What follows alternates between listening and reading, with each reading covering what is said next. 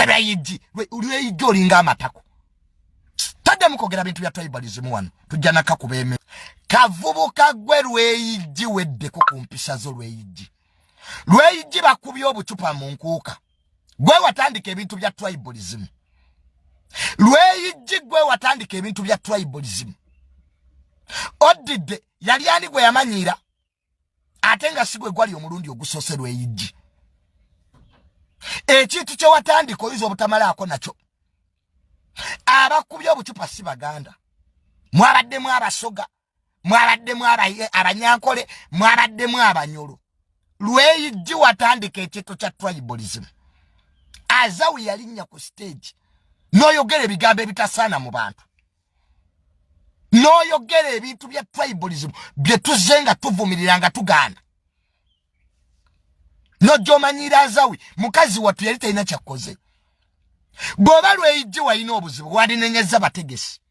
Kuba omuyimbi si ye yeeyita. Azawi yaliyo ku invitation.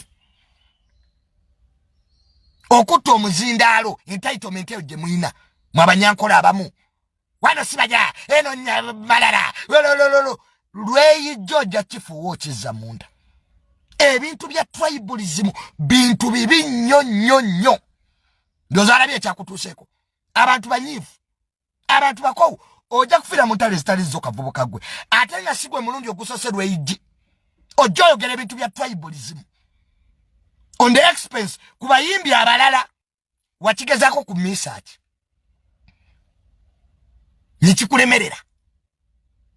Kati the last victim yabadde Azawi. Ebigambo bye wayogera gwe bw'obizzaamu ku bwongo obwo olweyiji olaba bikola amakulu. Ojja kuleetera n'abanyankola abalala ebizibu. Ojja kuleetera n'abalala ebizibu. Lweyiji toddamu kusinika binnyo ng'oleeta ebintu bya tribalism. Azawi ye yali yeeyise. Ye yali yeeyise. Mujjewo ebintu by'ekisiru ebyo. Kibaya wano tuli mbalala, wano tuli basoga, wano abanyankole tubaagala. Twabawasaamu bannyinaffe. Bw'oba awulira lweyiji okuyimba kukulemye, don't ever say those things again. Abantu banyiivu, abantu bakoowu, toyina nnyimba. Oli awo omanyira bayimbi banno. Kati embalala gye wayimbira emyaka gyonna obadde toyimbirangayo. Kati kyali kyali kikoogeza ebintu ebyo. Walowooza bijja kukomaawo. Gwe kavubuka gwe bajja kukuba bakutte. Kavubuka gwe weddeko. Agamalala g'oyina. N'aba basiru benda bakutikitoko. Abanyankole banna bakuwagira. When you are preaching tribalism. Eno Uganda ya bonna. Kati wagenze mu nkuuka omaze abaganda okubavuma. Kati wabadde okolayo ki? Wabadde okolayo ki? Wadde agala bakuwe ki? Mwe mwennyini mwabeeretera ebizibu. Okutta omuzinda you are preaching. Gwada statement ze wayogera. Mwa tujoga teri akujoga. Oyina low self esteem. Teri akujoga. Muva bintu by'ekisirusiru ebyo. Entitlement. Lino eggwanga lyammwe. Tusobola kumanyira abantu bw'otyo. Ng'ojja gw'omanyira abantu. Sibanja lweyiji. Amwe munyankole. So what? So what? So what? Tufe. Kavubuka gwe weddeko lweyiji. Stop that idiocy. Bw'oba toyina nnyimba abayimbi sigwa abo abayise. Wana abasoga bajja ne bayimba abanyankole. Tinatine nga tebamukubye bucupa. If it was tribalism, tinatine nga yayimbye. Don't provoke people. Bavubuka mmwe mulekerawo okumanyira abantu. Mwogera mwemasaga. Muyina akamanyiro. Kwa abantu bazze kuyimbira abantu. Ani agati mbalala yiyo? Ani ekigamba? Gwe kasiru gwe ani yakugamba nti mbalala yiyo? Don't take that line. Era buli muyimbi yenna oba oli muganda oba oli mukiga oba oli munyolo tandika ebya tribalism. Ffe twakoowa tribalism wano. Abantu twewasizaamu. Abaganda b'omanyira be bagula amata g'abanyankole. Abaganda b'omanyira wano be bayina ettaka lizi kwe balima emmwanyi. Kali awo kasaamirira. Bano bajjako embalala. Muyina entitlement eyo bantu mwe muyina entitlement singa muganda wano Bobi Wine wabyogera nga mwamuvuma ne mumugala n'okutambula Bobi Wine ali tribal radio ye bwayogera biba bituufu. Let us not have double standards. When Bobi Wine said the tribal sentiments naffe nga baganda twavune tukivumirira era Bobi Wine twamugakomaawo teweyongerayo byayogerera eruweero aye n'ebimu byali bituufu. Omala okumanyira abantu, omala okuvoola abantu, omala okuprovokinga abantu, ate nojja mu bantu. The choice you took was bad, Rage. I expected you to apologize because if Azawi came on stage, wandi badoni nya management. Ali agati gwa ino kuyimba. Nza ino kusoka. Nza oyimba bichigwe mbwa, oyimba bichigwe kasasiro. Oyimba bichigwe osoke. What do you sing? Kavubu kagwe weddeko kumpishazo.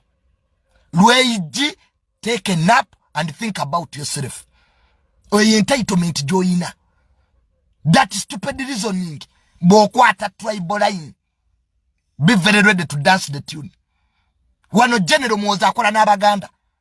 Tatange mwogezi wa Buganda region. Franka Gashumba munja Rwanda. Wano yakulira MK project mbuganda.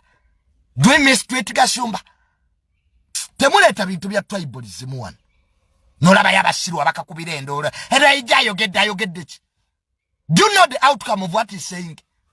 Oma, do you know the outcome? Ate ekyo kiri nnyo mu buvubuka buno obuto. Wano waffe, wano mbalala waffe, bale bajja wano. No. Nzaina okusooka okuyimba, gwe mbwa oyimba kyosooke kiggwe. Oyina nnyimba ki? Nze omuntu ali mu bya tribalism sikwatagana naye. Oyagala tuzayo gye twava gwe. Oyagala kutabula ggwanga gwe. N'abanyankole bano tebajja kuwagira ng'oyogera ebyo. Even the banyankolezi will not support you. What cause problems?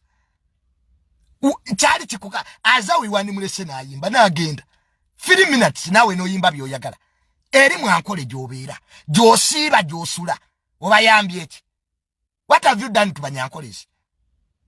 Kali wano kaleeta ebinnyo byako nze era fe batesasala fe teri akusosola teri asula mbalala tumanyira wano laba asula embalala ani akusosola kati gwe tukusosola gwe mbwa tukusosole kochi jano mwozi tetumusosola kitaawe president Museveni asiba mengo twali tubasosoddeko yakulya n'ekika ky'abente kali wano kaleeta ebinnyo nze Rage uyimbe ki tolina nnyimba. Oli kuba international artist abakwatidde ekitibwa ky'eggwanga. Gwe bage buli omu alina okuyimba. Eba is promoting Runyankole. N'owulira abasiru abawumba tuttu abafungula ndiga. Mwe ebintu bye mwagala okutandikamu. You'll end up where you want to be. Mbabuulira.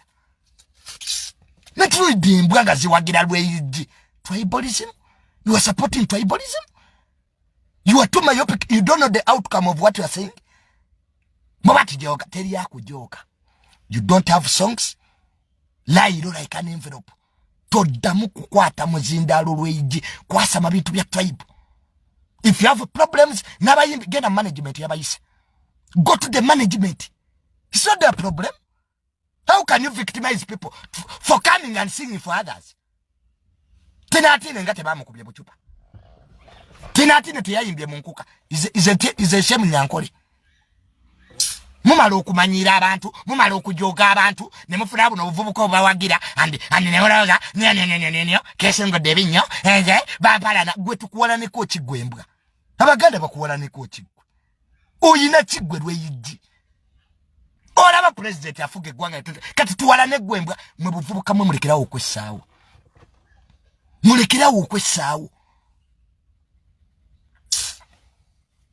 Kirete bitu bya tribalism. Wadde agala bakwanirize batya. Omaze okubavuma ogaba baganda tutegeera. Okuta abaganda obavumi. Wabadde okolayo ki? Of course they are angry. Wano Chief Justice yayogera ebigambo era byali bya tribalism teyetonda. Because tebisana. Kati Azawi n'abaganda byali bikwataganirawa. Byali bikwataganirawa. Stop tribalism. Omuyimbi yenna lowooza nti ogenda zanya sympathy card. Ogenda zanya tribal line. Ffe tujja kwekolerako. Byekisirusiru byamu. Omuntu alinnye ku stage. Bamuyise. Era kyewali bagala okukola ne Misa akigwe kavubuka gwe. Toyina mpisa. Lweigi toyina mpisa. Sigwa asoose okuyimba.